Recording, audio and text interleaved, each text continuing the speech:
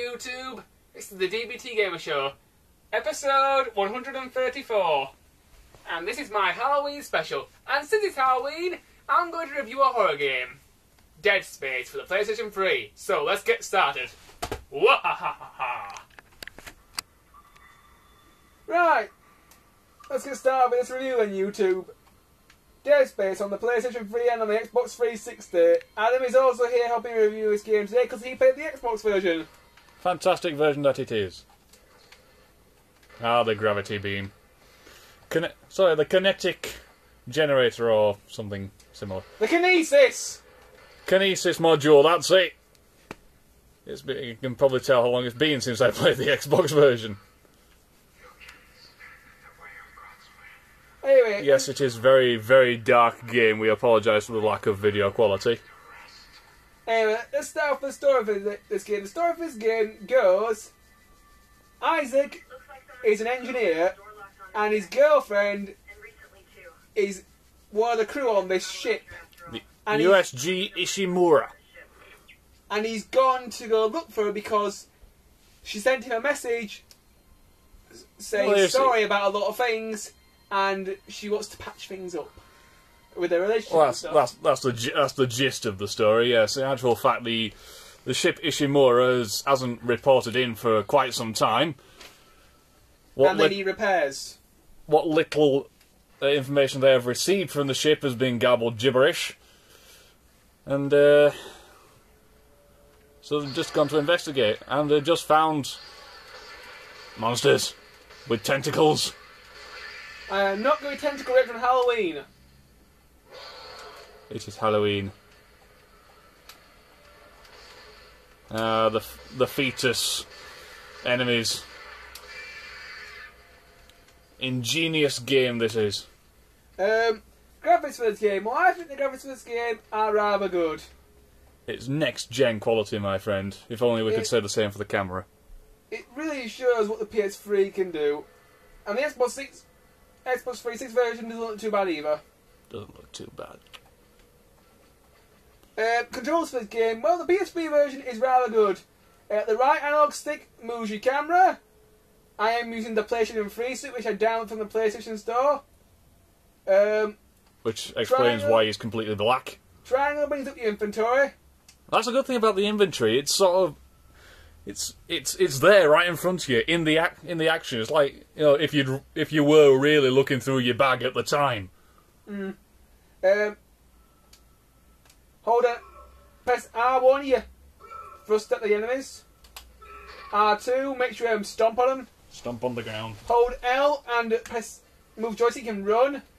L2 on the... L2, yeah. Hold L1, then press Square for your stasis module. It stops things in time. Yep. Then press circle to use kinesis. Triangle to use your gravity boots in zero gravity. Which we'll probably unlikely see at this point. Then you press R and you can shoot stuff with your weapon. Every weapon has an alternate firing mode. The particular weapon he's using at the moment, the laser cutter, has, basically alternate fire, just switches the angle. From horizontal to vertical. Yeah, this angle of fire.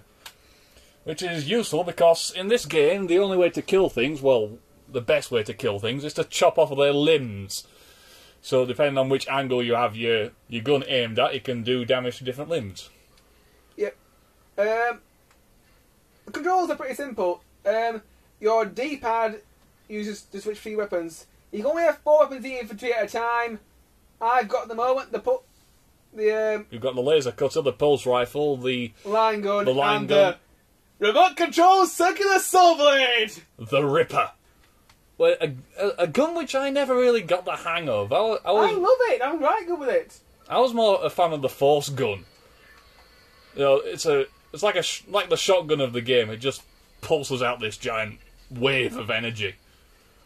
The music in this game, there is no music. It's a very quiet sort of game. Although at certain points in the game, you will hear a little girl singing "Twinkle, Twinkle, Little Star." Stop singing. I've told you about that before. Anyway, moving on. So I've just buggered up the camera. The music in the game there isn't any, but the Twinkle Little Stars can be a bit creepy. One of my favourite enemies, the wall clinging thing. This thing actually has a one-hit kill. If you get too close to it, this huge tentacle comes out the... And rapes you.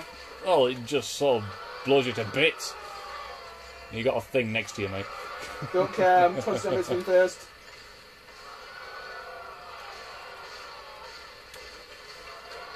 Yes, all the enemies in this game are, if you haven't worked out already, what's left of the crew of this ship. Because the ship was attacked by... Well, it wasn't attacked. They brought up this weird rock called the Marker, and it turned the crew into these weird thing called necromorphs. Necromorphs. And that's the sad result. Gameplay of the game. Well, it's a horror game.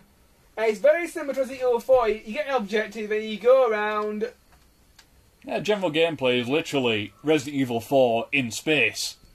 With the same sort of third-person view on your character, the same sort of aiming system. Only this one is actually quite scary. I never really found Resident Evil 4 scary in the slightest. Well, the most useful thing in the game that you can do is press down the right joystick. You can actually find out where you need to go. That's really useful because it's a little marker. The map in this game isn't that good. It's a sort of three-dimensional map which can be quite disorienting. Well, yeah, actually, at times, yes. If you're not entirely sure where you are in the ship to start with, bringing up a three-dimensional map of the surrounding area don't really help much. Okay, so the gameplay is good. The game itself is about 12 chapters long. Each chapter lasts at the most an hour, so the game's 12 hours long. At the very most. Roughly, yeah.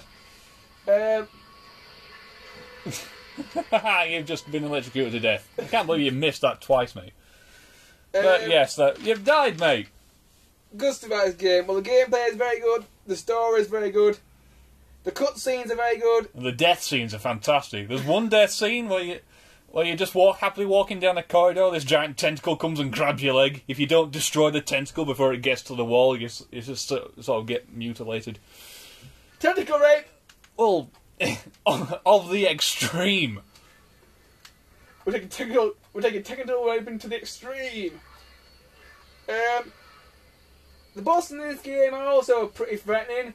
One of the bosses in this game is called the Leviathan. It looks like a giant hole with several tentacles coming out of it. Well, basically, when you fight it, you're in a sort of gigantic circular room. 0G. You're sort of walking... This looks like the inside of a barrel. You're sort of walking around the walls of it, and it's just taking up the entire bottom. It's absolutely huge. The pulse rifle. Good for just mindlessly pumping bullets into things.